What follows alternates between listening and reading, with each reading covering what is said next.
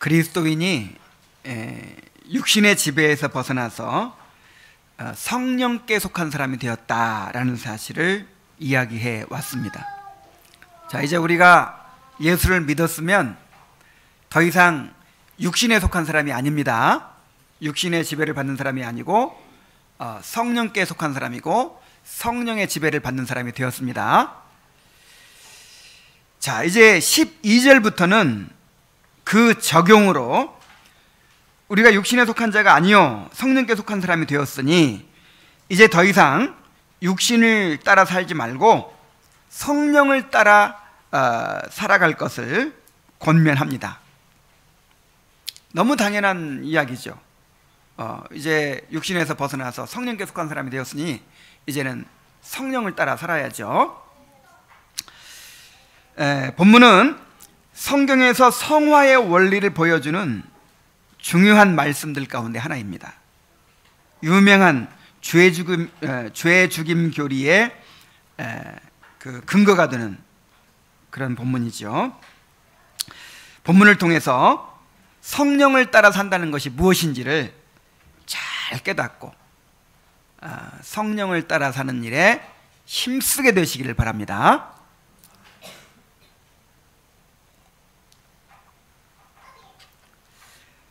자, 12절에서 바울은 이제 우리가 더 이상 육신의 빚진 자가 아니라는 사실을 이야기합니다.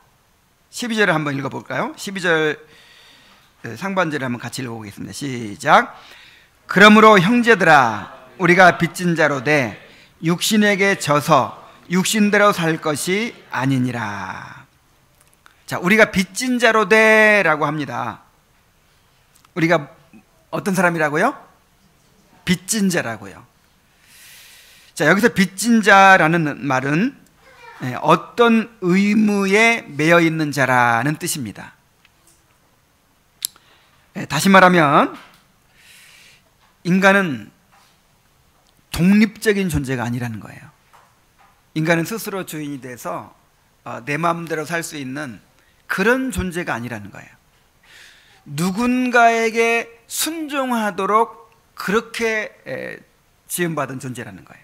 이거를 이제 빚진 자라 이렇게 표현을 한 것이죠. 자, 우리는 본래 하나님께 빚진 자였습니다. 인간은 하나님의 피조물로서 하나님께 순종하도록 지음받은 존재입니다. 자, 인간이 하나님의 형상으로 지음받아서 자유의지를 가지고 있어요. 그러다 보니까 어떤 착각을 하게 되기 쉬울까요? 내가 주인인 것처럼 그렇게 착각하게 되기 쉬워요. 요즘에 이제 그 AI 기술 같은 것이 계속 발전해가지고 나중에는 스스로 사고하는 로봇이 나온대요. 그래서 만약에 스스로 사고하고 선택한 로봇이 나오면 이 로봇이 나중에 인간의 말을 안 듣고 자기 마음대로 그냥 그렇게 이제 행동하고 그렇게 하면 어떻게 하나 이런 두려움이 있거든요. 인간도 마찬가지예요. 인간도 하나님께서 그냥 기계나 로봇처럼 그렇게 만드셨으면 문제가 없는데 인격체로 만드셨다 이 말이에요. 하나님의 형상대로. 그래서 이 자유의지를 가지고 있어요. 자유의지를. 근데 자유의지를 주신 이유가 자발적으로 하나님께 순종하라고 이렇게 주신 것이지 내가 주인이 돼가지고 그렇게 살라고 주신 게 아니잖아요. 그래서 하나님께서 행위 언약을 맺으신 거예요. 하나님께 순종하며 살도록 하시기 위해서. 자, 그런데 인간이 하나님께서 자기의 영광을 위하여 창조하신 피조물인데도 불구하고 절대로 스스로 주인이 될 수 없고 하나님의 뜻에 순종하며 살도록 지음받은 존재인데도 불구하고 이 하나님이 주신 자유의지를 남용해가지고 스스로 주인이 되고자 하나님을 반역하고 떠나버렸어요. 하와에게 사탄이 유혹할 때 뭐라고 했어요? 이 선악과를 먹는 날에는 누구처럼 될 것이다? 하나님처럼 될 것이다. 이제 누군가에게 빚진 자가 아니라, 누군가에게 순종해야 될 의무가 있는 자가 아니라 이제 스스로 주인이 될 것이다. 하나님처럼.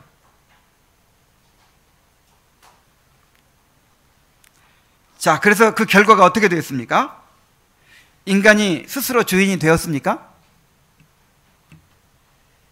자, 하나님을 떠나면 하나님과 같이 독립적인 존재, 하나님과 같이 스스로 주인이 되는 그런 존재가 될 줄 알았죠. 그러나 인간이 누군가에게 순종하도록 지음받았기 때문에 주인이신 하나님을 떠나버리니까 어떻게 되겠어요? 이제는 죄의 노예가 되어버린 거예요.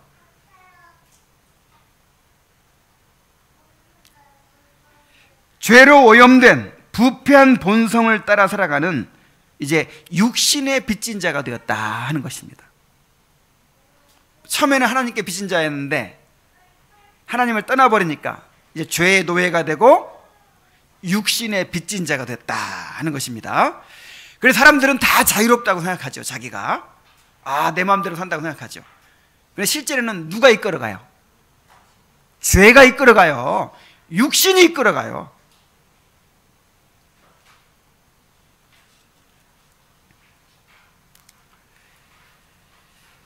그래서 하나님의 법에 굴복하지 아니할 뿐 아니라 할 수도 없는 존재가 됐어요. 자, 이것만 봐서도 알아요. 내가 정말 순수하게 누군가를 사랑하고 싶다 하면서 그렇게 사랑이 됩니까? 그렇게 안 되죠. 내 안에 죄 때문에, 죄가 나를 이기적으로 살게 만들고 자기중심적으로 살게 만들고 미워하게 만들고 싸우게 만들고, 정말 내가 이상적이라고 생각하는 것들, 정말 옳다고 생각하는 그대로 살 수가 없잖아요. 이것을 바울은 어떻게 표현하냐면, 육신에 있는 자들은 하나님의 법에 굴복하지 아니할 뿐 아니라 할 수도 없느니라, 이렇게 말하고 있는 거예요. 그러나 예수님을 믿는 사람들은 육신의 지배에서 벗어나게 됩니다. 성령이 내주하심으로 육신의 지배에서 벗어나 성령의 통치를 받는 사람이 되는 것입니다. 다시 말하면 이제는 육신에게 빚진 자가 아니고 누구에게 빚진 자가 됐어요? 성령께 빚진 자가 됐어요. 그러므로 12절을 쉽게 풀어서 설명하면 이렇게 됩니다. 여러분, 우리는 빚을 진 사람이지만 육신에게 빚을 지고 육신을 따라 사는 사람이 아닙니다. 성령님께 빚을 지고 성령을 따라 사는 사람들입니다.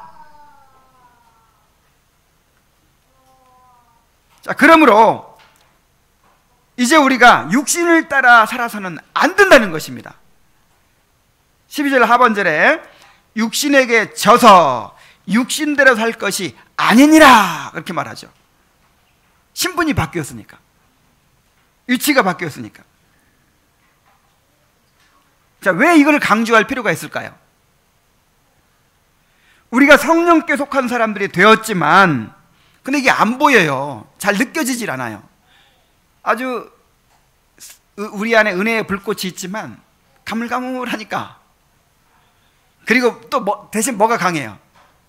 육신이 여전히 있어가지고 여전히 그 육신의 본성이, 그 죄의 본성이 우리를 막 지배하려고 하거든요.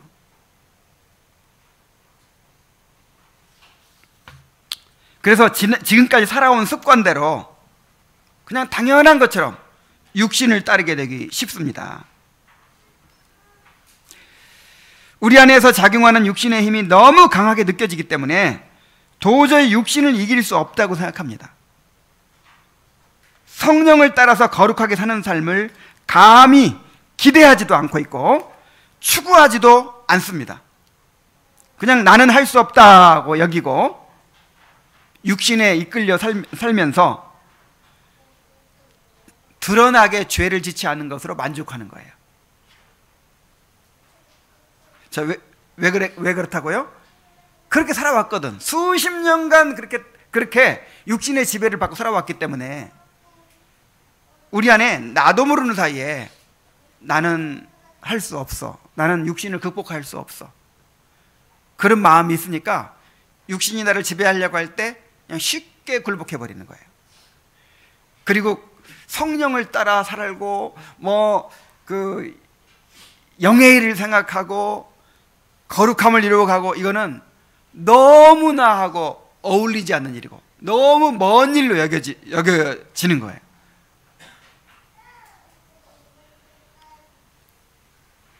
그래서 우리가 이제 육신에게 져서 육신대로 살 사람들이 아니라는 사실을 항상 인식하고 살아야 돼요. 자, 육신에게 질 사람들이에요? 아니면 이제 이길 사람들이에요? 자, 육신에게 지면서 살 사람들이 아닙니다. 육신에 끌려다닐 필요가 없다는 거예요. 이제 육신의 지배는 끝났습니다. 이제는 성령께서 우리를 통치하십니다. 이제는 성령의 능력을 힘입어서 얼마든지 육신을 이기고 하나님께 순종하는 삶을 살 수 있다는 거예요.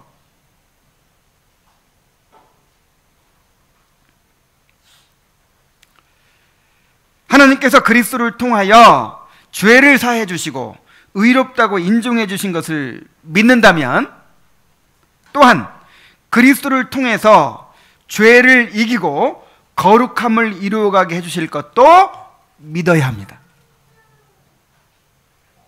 자, 예수님은 우리의 의로움이 되실 뿐만 아니라 거룩함이 되시는 거예요. 이것을 믿습니까? 그러니까 예수 믿는다는 말은요, 나를 의롭게 해주시는 분으로 믿을 뿐만 아니라 어떻게 해주실 분으로? 거룩하게 해주실 분으로 믿는 거예요.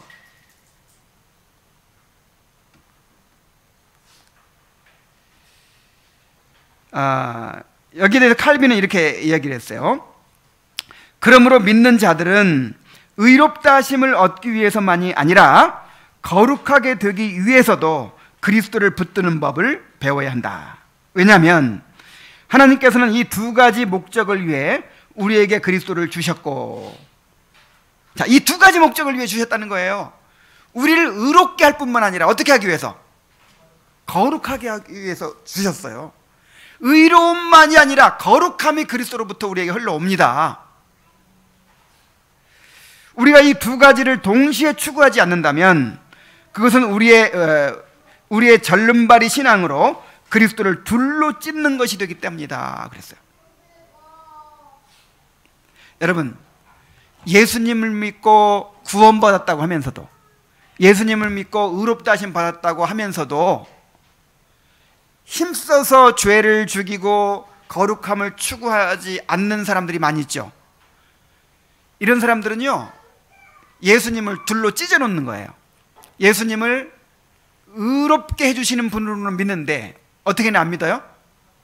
거룩하게 해주시는 분으로는 안 믿어요. 이걸로 그냥 충분한 거예요. 그래서 육신대로 막 살아가면서도 나는 구원받은 사람이라는 거예요. 그러나 이것은 그리스도를 둘로 찢어놓는 일이고, 이거는 참된 신앙이 아닌 거예요.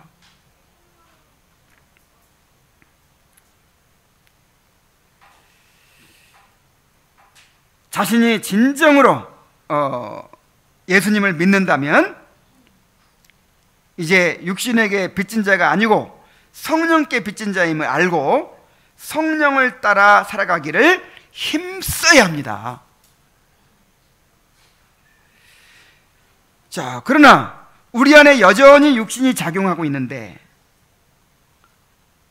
어떻게 그렇게 성령을 따라 살아갈 수 있을까요? 그래서 바울은 영으로서 몸의 행실을 죽이라 이렇게 말합니다. 어떻게 하라고요? 영으로서 몸의 행실을 죽이라.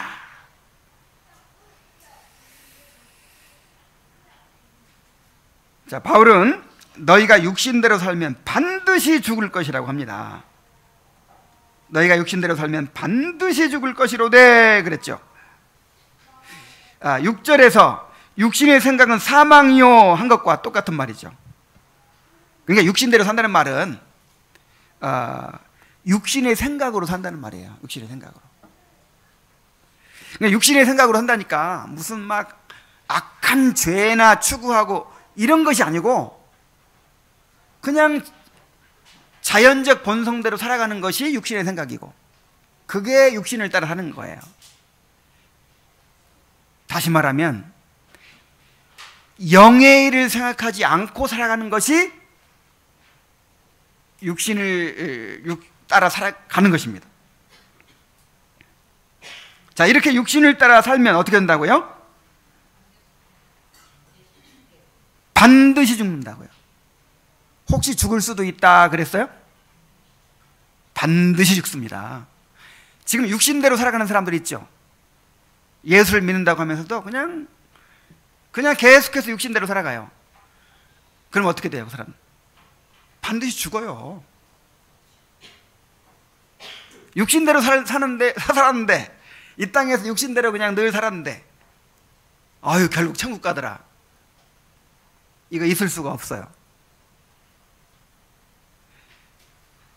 여기서 반드시 죽는다는 말은 영원한 사망에 이르게 된다는 뜻입니다. 육신을 따라 사는 사람들은 그러니까 계속해서 육신의 생각으로 그렇게 살아가는 사람들은 거듭나지 못한 사람이 분명해요. 정말 성령으로 거듭난 사람이라면 어떻게 계속해서 육신을 따라 살아갑니까? 육신의 생각으로 살아갑니까? 그래서 육신의 생각으로 육신을 따라 계속 살아가면 도착지가 어디예요? 영원한 지옥이에요. 반드시 죽을 것이로되.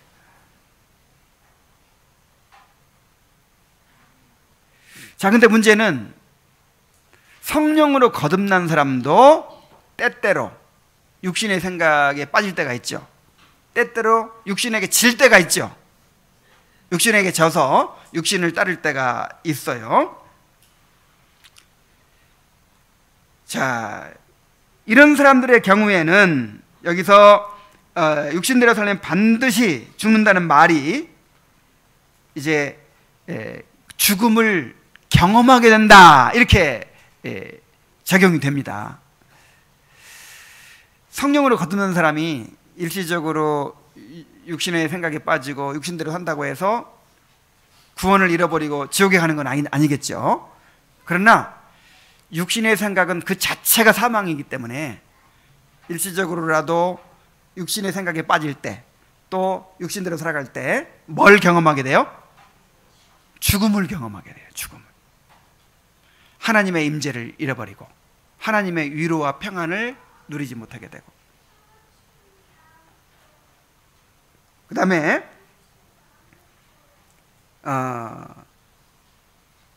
경험적으로 죽음을 맛보게 된다는 것이죠.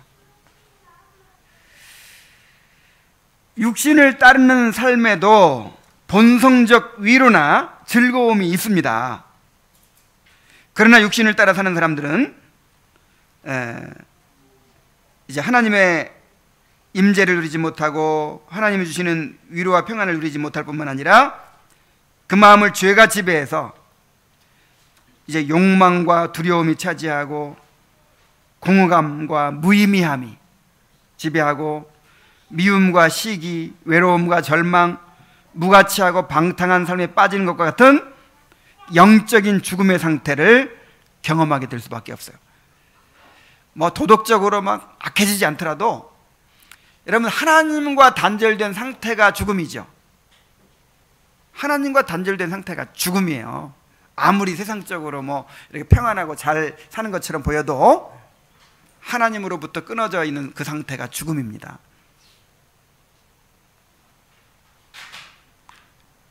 그리고 계속해서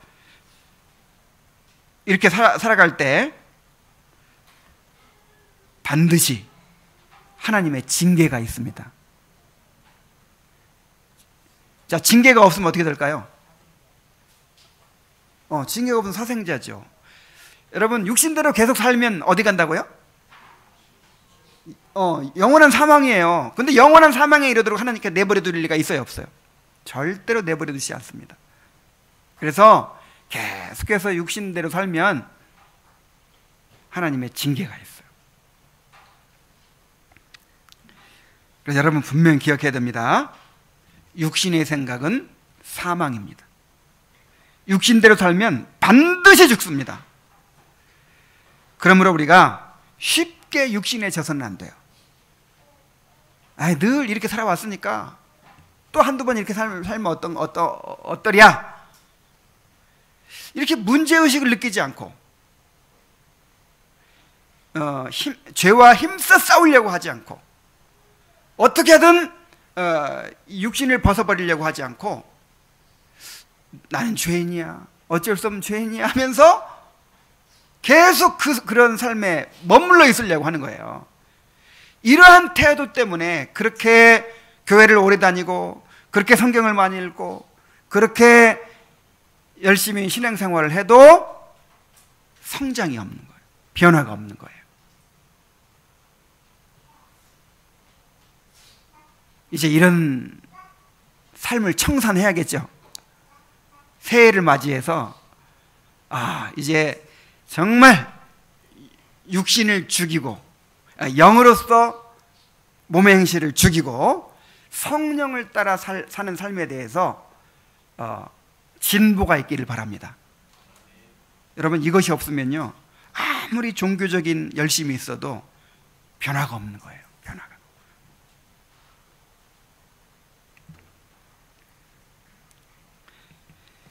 우리가 육신대로 살면 반드시 죽지만 그러나 영으로서 몸의 행실을 죽이면 삽니다.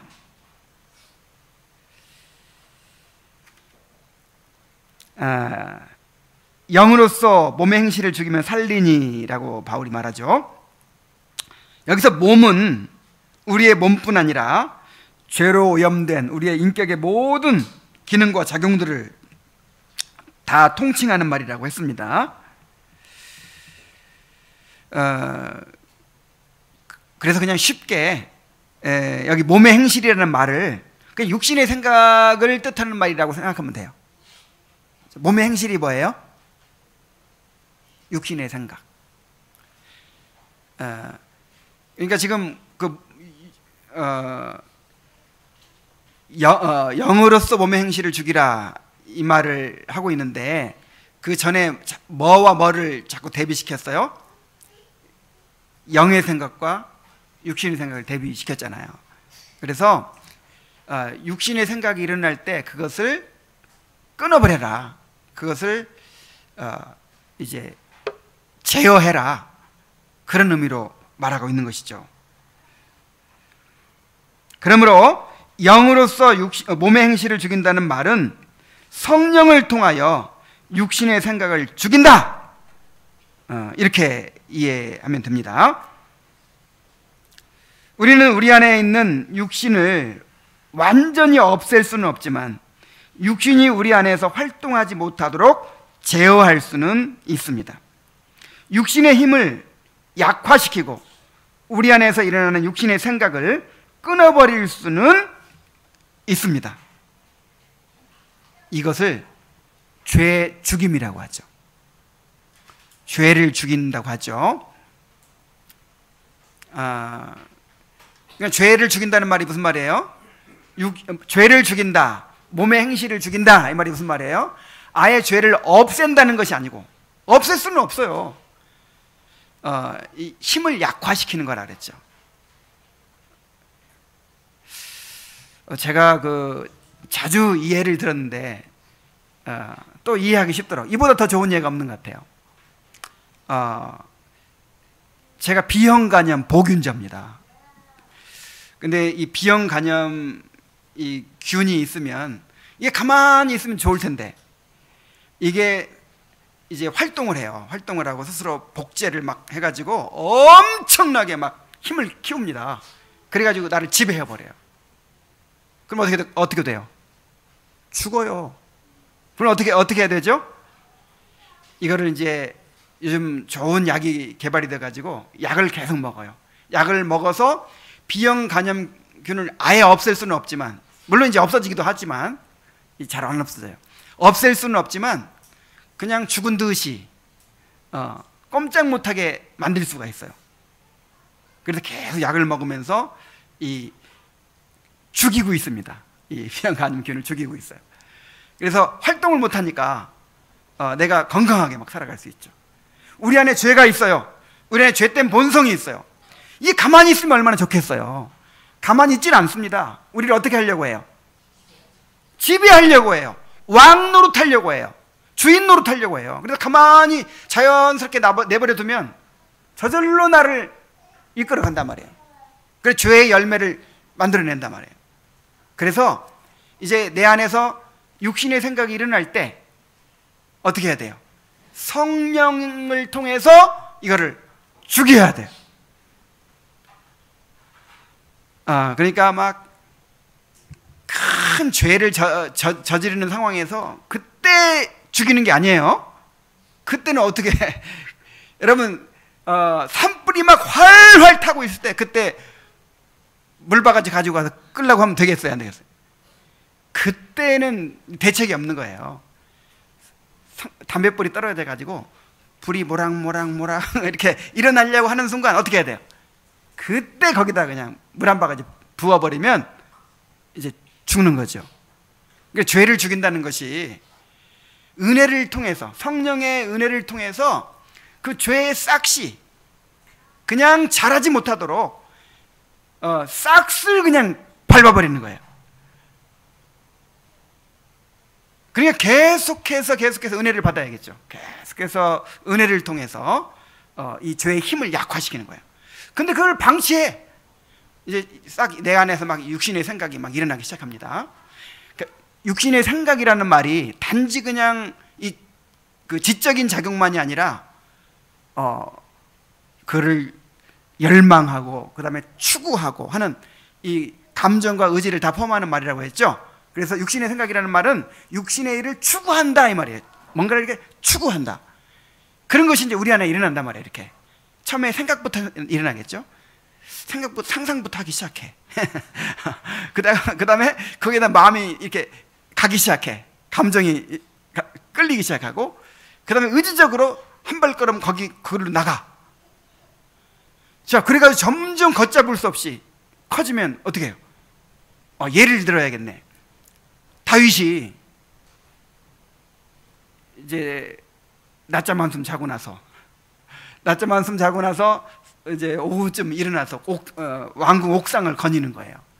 옥상을 거닐면서 보니까 어떤 여자가 목욕을 하고 있어요. 자, 그때 이제 죄를 죽였어야 돼. 그때. 근데 그날 다윗이 아마 이 경건의 시간을 안 가졌던 것 같아요. 이 은혜가 없으면요, 죄를 이기기 어려워요. 그때 죄를 죽였어야 되는데 그 여자를 누군지 알아나 보자. 뭘 알아보기는 일단 알아봤어. 알아보니까 마침 혼자 있어. 한번 데려와 봐라. 그래 왜 또 만나기를. 근데 만나서 보니까 이뻐. 점점 키우는 거예요. 점점 키워가지고 나중에 이제 그 죄가 나를 막 활활 불태워버리는 거예요. 그래, 여러분, 이 죄를 죽인다고 하는 것은 막 죄가 막 일어났을 때 죽이는 게 아니에요. 물론 그때도 이제 죽여야죠. 그때도. 언제 죽여야 돼요? 일단 시작이 될 때. 그때 그냥 싹을 잘라버려야 돼요.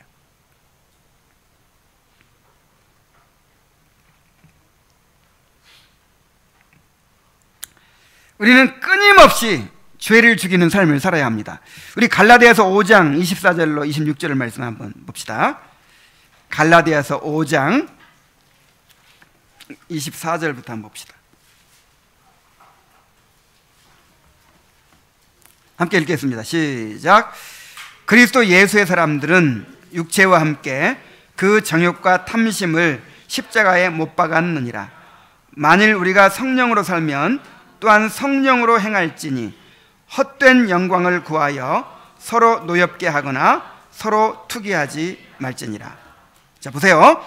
그리스도 예수의 사람들은 육체와 함께 그 정욕과 탐심을 십자가에 어떻게 했느니라? 못 박았느니라.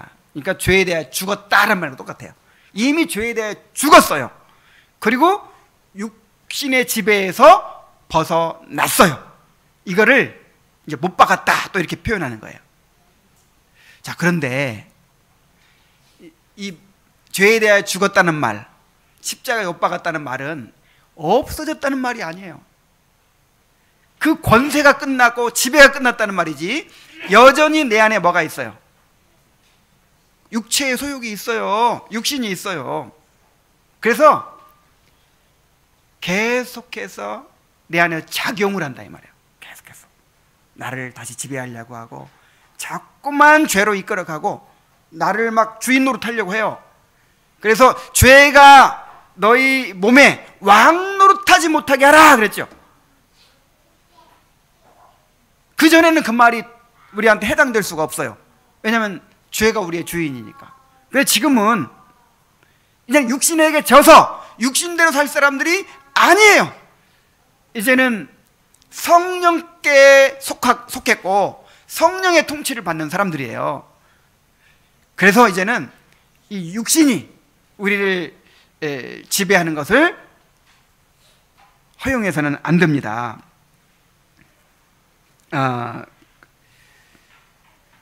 자, 보세요. 자, 십자가에 못 박았느니라 그랬으면 끝났잖아요 이제. 근데 어떤 말을 하냐면 26절에 헛된 영광을 구하여 서로 노엽게 하거나 서로 투기하지 말지니라 그랬죠. 그러니까 이미 십자가에 못 박아버렸는데도 우리 안에 뭐가 계속 일어난다는 거예요. 헛된 영광을 추구하고 서로 노엽게 하고 서로 투기하는 일들이 끊임없이 일어난다는 거예요. 그래서 그걸 어떻게 하라고? 죽이라고요. 그래서 골로새 3장 5절에 보면은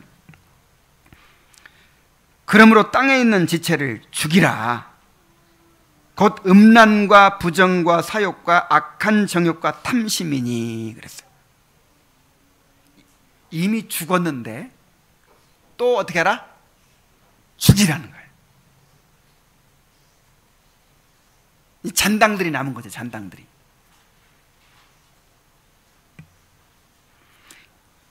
죄를 죽이는 것은 치열한 영적 싸움입니다. 우리 안에 있는 죄는 저절로 죽는 법이 없어요. 어떻게 하다 보니까 죽었네? 이런 일은 있을 수 없어요. 우리 몸에 있는 병은 뭐 그렇게 약을 안 먹고 그래도 어떻게 하다 보니까 낫는 수가 있어요. 그죠? 근데 이 죄라는 것은요 절대로 저절로 없어지지 않습니다. 그리고 가만히 있지 않는다고 그랬죠. 가만히 있지 않고 끊임없이 우리를 지배하려고 작용한단 말이에요. 그러므로 끊임없이 죄와 싸우고 육신을 쳐 복종시켜야 합니다. 언제까지? 죽을 때까지. 우리가 많이 성장해서 계속해서 성화가 돼가지고 이제 그냥 거의 성자 수준에 이르면 흔들림이 없고 그렇게 요동함이 없고 그렇게 항상 거룩하게 이렇게 살 수 있을까요? 자, 고린도전서 9장 26절로 27절 한번 봅시다. 고린도전서 9장 26절로 27절.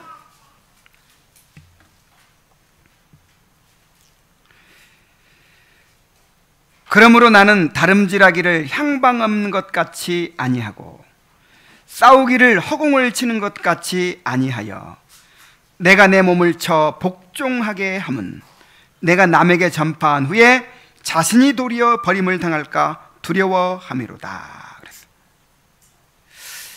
여러분, 이 바울이 지금 노년기에 접어들었을 때 쓴 책입니다. 성 바울이라고 불리울 때 고백하고 있는 거예요. 근데 뭘 한다고 했습니까?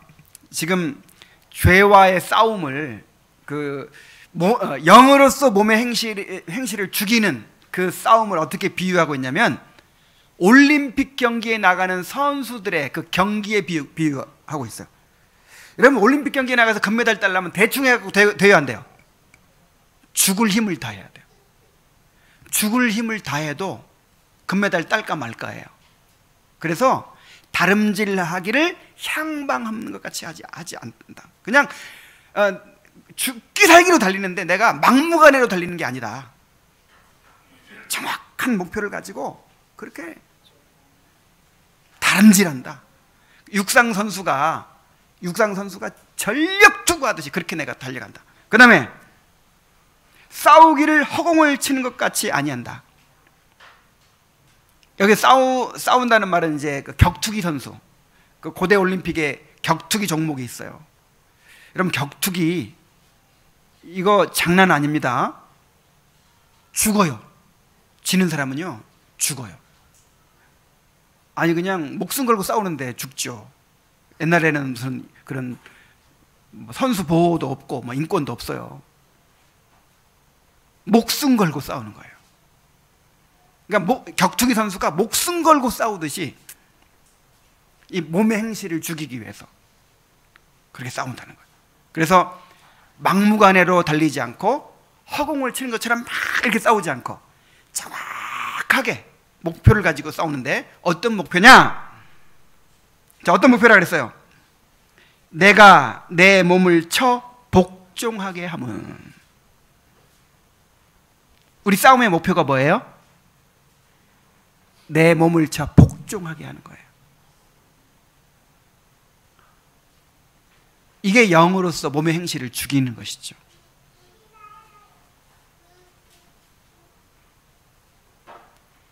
만약 이렇게 안 하면 어떻게 된다는 거예요? 만약 이렇게 안 하면 남에게 전파는 다 해놓고 자기는 버림받는다는 거예요. 여러분, 목사는 그렇게 신학 공부 많이 하고 그렇게 성경 지식 많고 그렇게 수준 높게 가르치고 신앙생활 많이 하고 있으니까, 기도 많이 하고 있으니까 이런 죄와의 싸움이 없어도 됩니까? 자기 몸을 쳐 복종시키는 일, 영으로서 몸의 행실을 죽이는 일, 이 죄 죽임을 실천하지 않아도 됩니까? 그렇지 않다는 거예요. 바울조차도 그렇게 안 하면 어떻게 된다? 버림이 된다 그랬어요. 그런 두려움을 가지고 그렇게 힘써서 죄 죽임을 실천하는 거예요. 성자라고 불리는 바울이 이렇게 죄 죽임을 실천했다면 우리는 어떠해야 하겠습니까? 우리의 삶이, 우리의 영원한 운명이 이 싸움에 달려 있습니다. 그러므로 어떤 희생을 치르더라도 죄 죽임을 실천해야 돼요. 예수님께서 이렇게 말씀하셨어요. 마태복음 13장 3절입니다.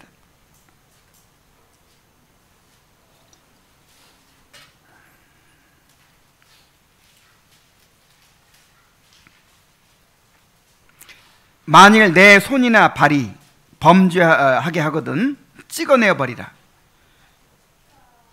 장애인이나 다리 저는 자로 영생에 들어가는 것이 두 손과 두 발을 가지고 영원한 불에 던지는 것보다 나으니라 그랬어요. 그러니까 이게 우리가 영으로서 몸의 행실을 죽인다는 거, 몸의 행실을 죽인다는 거, 죄를 죽인다는 것이 그냥 대충 어떻게 그렇게 해서 될 일이 아니라는 거예요.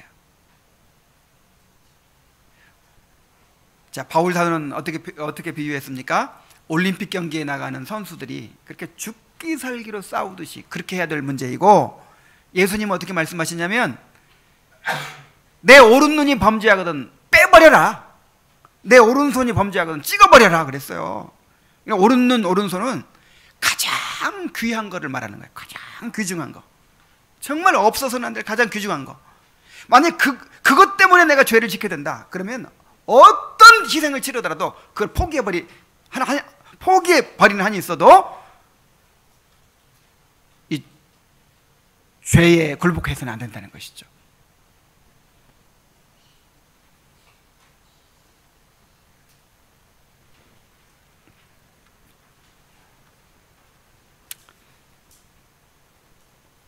자, 그런데 어떻게 죄를 죽일 수 있다고 했습니까? 영으로써 그랬죠. 영으로써 몸의 행실을 죽이라. 영으로써라는 말이 무슨 말이에요? 성령을 통해서, 성령을 통해 주시는 은혜를 힘입어서 죄를 죽이라는 것이죠. 우리 힘으로는 죄를 죽일 수 없습니다. 성령을 통해 부어주시는 은혜를 힘입어야 합니다. 은혜가 있으면 죄의 세력이 힘을 잃게 됩니다. 그러나 은혜가 약해지면 죄의 세력이 힘을 얻어서 우리를 지배하게 됩니다. 우리 안에서 온갖 육신의 소욕이 일어나게 되는 것이죠. 그래서 칼빈은 성화의 과정을 딱 두 가지로 요약을 했어요. 성화를 어떻게 요약할 수 있습니까? 죄 죽임, 그리고 은혜 살림. 자, 죄는 죽이고 또 은혜는 살리는 거예요. 그러니까 여기서 말하는 은혜는 이 구원의 은혜죠. 구원의 은혜. 우리에게 이미 은혜가 주어졌죠. 이 구원의 은혜가 주어져 있는데 그 은혜가 약하냐 강하냐 이게 문제죠. 가물가물한 그 불이냐 아니면 그냥 활활 타는 불이냐. 활활 타면 죄를 이기기가 쉽겠죠. 근데 가물가물해가지고는 어려워요. 그러니까 계속해서 어떻게 해야 돼요? 죄를 죽이는 동시에 은혜는 살려야죠. 은혜를. 이게 바로 우리가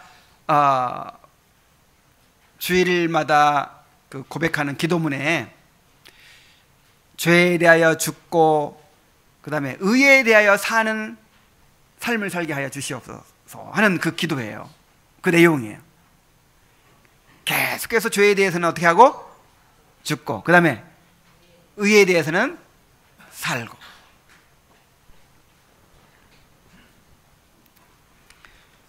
우리가 이렇게 영으로서 몸의 행실을 죽이면 어떻게 된다? 산다 그랬어요. 여기 산다는 말은 죽는다는 말이 영원한 사망에 이르게 된다는 말이니까 여기 산다는 말은 무슨 말이겠어요? 영원한 생명을 누리게 된다라는 뜻이죠. 그리고 이 땅에서도 생명과 평안을 누리게 된다라는 말입니다.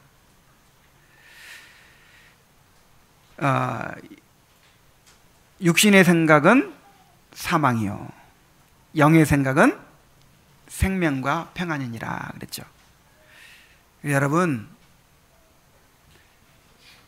영으로서 몸의 행실을 죽이는 사람만이 생명과 평안을 누립니다.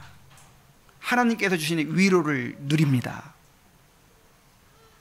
그냥 육신대로 살아가면서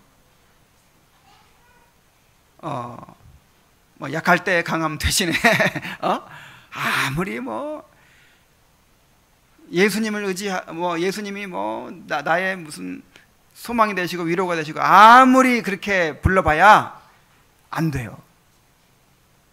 실제로 영으로서 몸의 행실을 죽이는 사람만이 생명과 평강을 누립니다. 우리에게 신령한 복이 주어져 있죠. 신령한 복이 다 주어져 있어요. 그런데 왜 못 누리고 삽니까? 그 신령한 복을 누리는 법을 몰라서 그래요. 그 복을 활용하지를 못해서 그래요. 그 칼빈의 에베소서 강의 첫 번째 그 설교에 보면은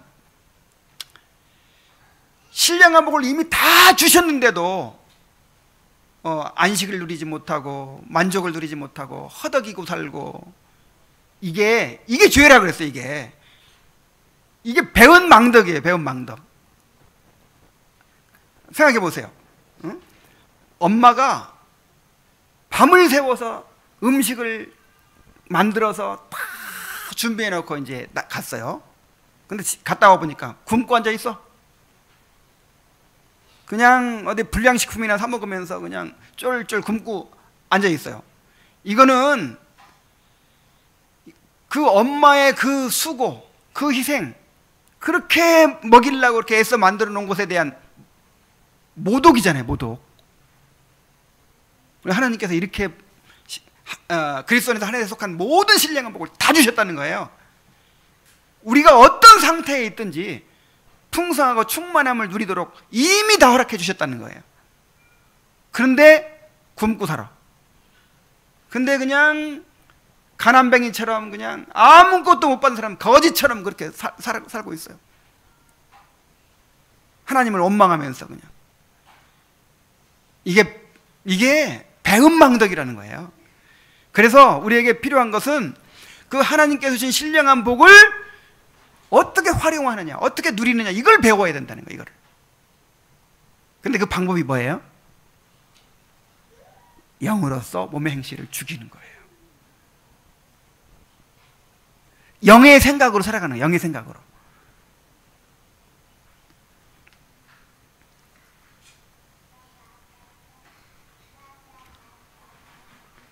자, 이제 14절 말씀을 봅니다.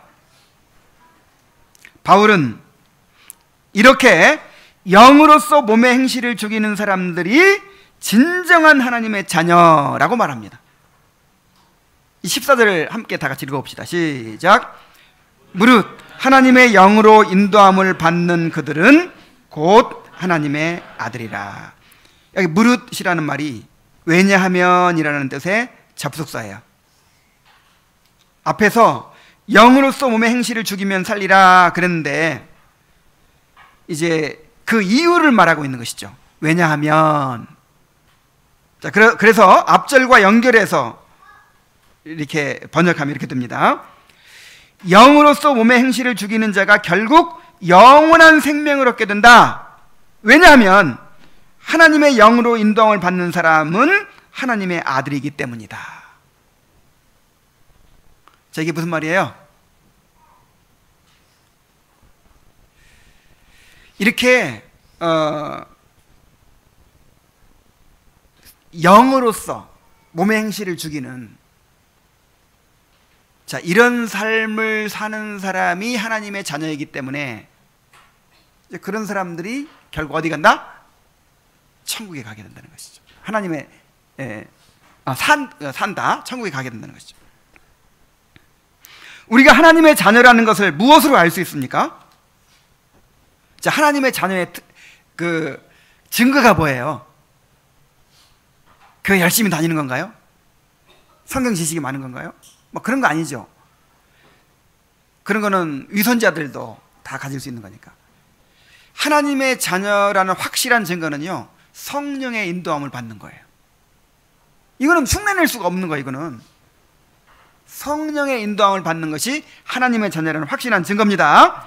그렇다면 하나님의 영으로 인도함을 받는다는 것이 무엇이에요? 전절에서 말한 대로 영으로서 몸의 행실을 죽이는 것입니다. 성령을 힘입어서 죄와 싸우고 끊임없이 죄를 죽이는 삶을 사는 것입니다.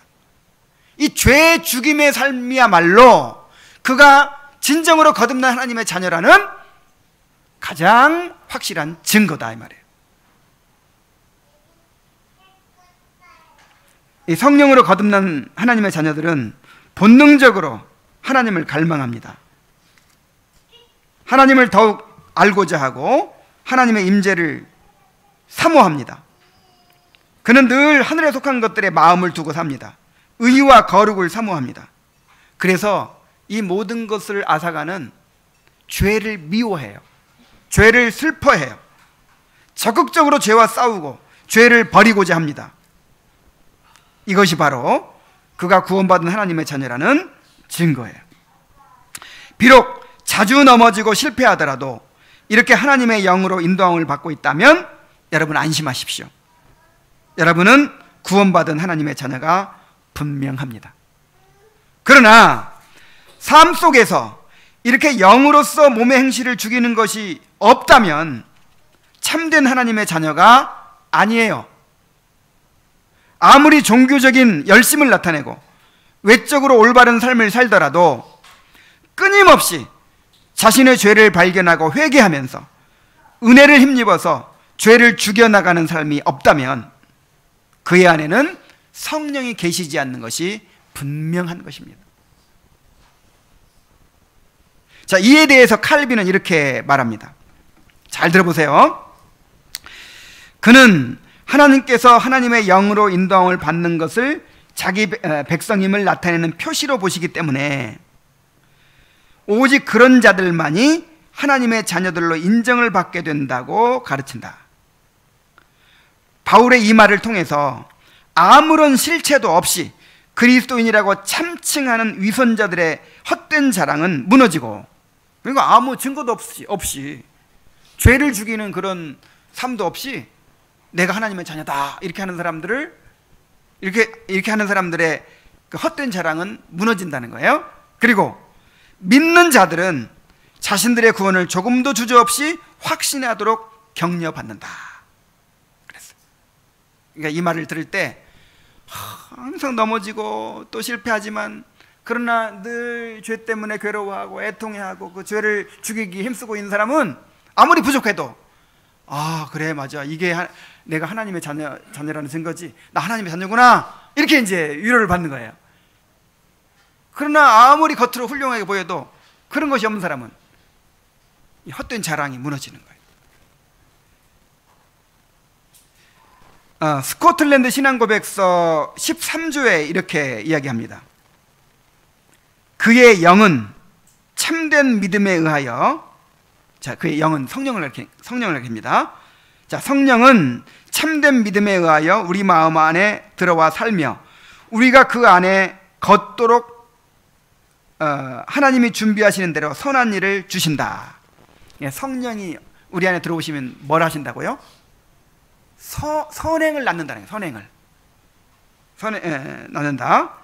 그러므로 성화의 영이 없는 사람에게도 그리스도가 그 마음 안에 계신다고 말하는 것은 하나님을 모독하는 것으로 우리는 굳게 믿는다.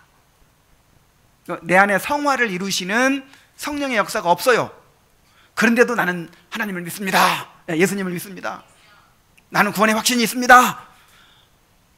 이런 사람은 누구를 모독하는 거라고요? 하나님을 모독하는 거라고요. 아니, 하나님이 성령을 왜 주셨는데, 그리스도를 왜 주셨는데, 우리를 거룩해 하시기 위해서 주셨잖아요. 근데 성령 받았는데 아무 일도 안 일어나고 있어요. 그럼 이거 지금 하나님의 이름을 망령되이 일컫는 거예요. 아니, 성령이 그렇게 힘없는 영이에요? 하나님의 은혜가 그렇게 무익한 은혜예요?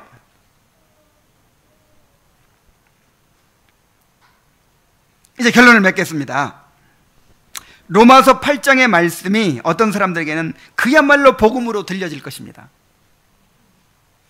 이 말씀은 로마서 7장에서 오호라 나는 곤고한 사람이로다, 이 사망의 몸에서 누가 나를 건져내랴 하면서 죄로 인하여 탄식하는 사람들을 위한 해답으로 기록되었기 때문입니다. 그래서 어떻게 하면 내가 이 죄를 벗어버릴 수 있을까 하고 탄식하며 그렇게 간구하는 사람에게는 이 말씀이 그야말로 달콤한 위로로 들릴 거예요. 그러나 영적인 열망도 없고 죄와의 싸움도 없이 육신을 따라 살아가는 사람들에게는 이 말씀이 절실하게 와닿지 않을 거예요. 그리고 오히려 막 괜히 그냥 가만히 편안하게 살고 있는데 그냥 뒤집어가지고 자꾸 불안하게 만들고 두렵게 만들고 그런 것이 될 수밖에 없을 것입니다. 이런 사람들은 자신이 예수님을 진정으로 믿고 있는지 점검을 하고 정말 그런 증거가 나타나도록 은혜를 구해야 돼요. 기도해야 돼요. 이 말씀이 여러분들에게는 복음으로 들리게 되기를 바랍니다. 자신이 육신에게 져서 육신대로 살 사람들이 아님을 알고 영으로서 몸의 행실을 죽이는 그런 삶을 살아감으로 생명과 평안을 풍성히 누리게 되시기를 바랍니다. 기도하겠습니다. 하나님 아버지, 우리가 육신에게 빚진 자였었습니다. 그런데 성령을 보내주심으로 육신에게서 해방되게 하시고 이제 성령께 속한 자요 성령께 빚진 자가 되게 해주신 것을 감사합니다. 이제 우리는 육신에게 져서 육신대로 살 사람들이 아닙니다. 이 사실을 늘 기억하고 살 수 있게 하여 주옵소서. 영으로서 몸의 행실을 적극적으로 치열한 싸움을 통해서 죽이며 살게 하여 주시옵소서. 그리하여 그 결과를 통해서 우리 안에 선한 열매가 이루어지고 우리가 생명과 평강을 풍성히 누리게 될 수 있도록 인도하여 주시옵소서. 예수님의 이름으로 기도하옵나이다. 아멘.